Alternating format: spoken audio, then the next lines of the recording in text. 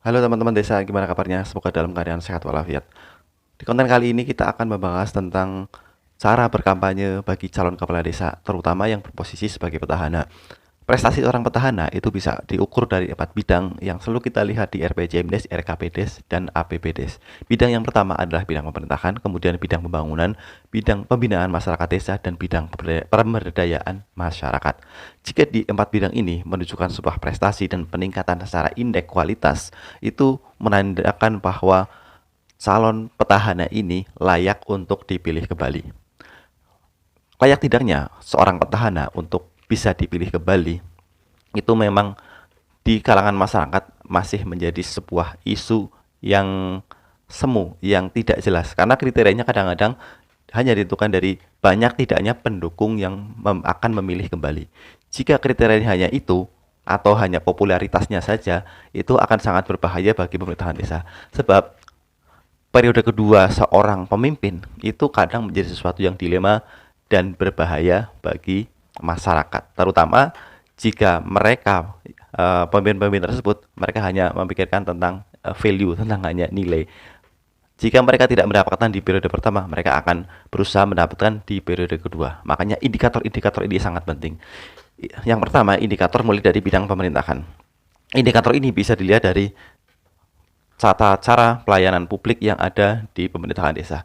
Apabila pemerintahan desa, perangkat-perangkat desanya ataupun sampai kepada desanya hanya sekedar melayani masyarakat sesuai dengan kebutuhan-kebutuhan yang sudah umum, itu menandakan prestasinya biasa-biasa saja. Hampir tidak ada motivasi dari pemerintahan desa untuk meningkatkan kualitasnya. Jika ada masyarakat membutuhkan pelayanan, ya hanya dilayani selayaknya saja. Tidak ada inovasi lain.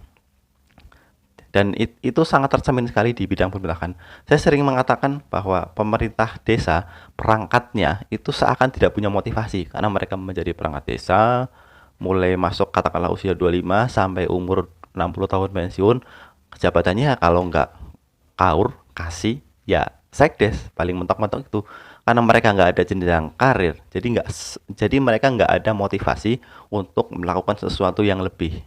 Apalagi jika SK-nya sudah dijamkan ke bank, mereka yang berpenghasilan hanya paling 2 juta sebulan, untuk nyicil aja udah 1 juta. Bagaimana mereka bisa bertahan dengan penghasilan 1 juta, 1,2 juta sebulan? Itu mereka ya dimungkinkan tidak akan fokus bekerja, malah fokus mencari sampingan. Nah, itulah salah satu kriteria di bidang pemerintahan. Kemudian di bidang pembangunan, pembangunan sih ini memang bisa terukur ya, bisa terukur dari banyaknya pembangunan kan itu terlihat. Tapi kualitasnya pun perlu dipertanyakan. Misal baru masa jabatan kualitas bangunan yang dibangun sudah mulai rusak. Dan yang kedua, masalah transparansinya. Jadi apakah dalam pembangunan itu anggarannya transparan, anggarannya bisa disampaikan masyarakat, dikemas sesuai dengan bahasa yang diterima oleh masyarakat. Jika itu terjadi, itu dimungkinkan calon petahana ini sebelumnya pada saat dia menjabat itu secara transparan, secara terang-terangan melakukannya dengan benar. Artinya tidak ada korupsi, tidak ada penyimpangan. Itu salah satu indikatornya. Kemudian tentang pembinaan masyarakat desa.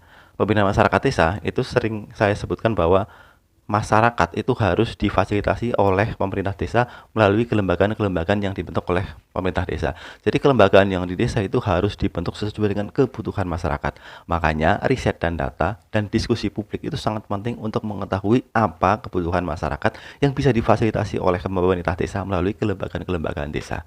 Kemudian pemberdayaan masyarakat itu bagaimana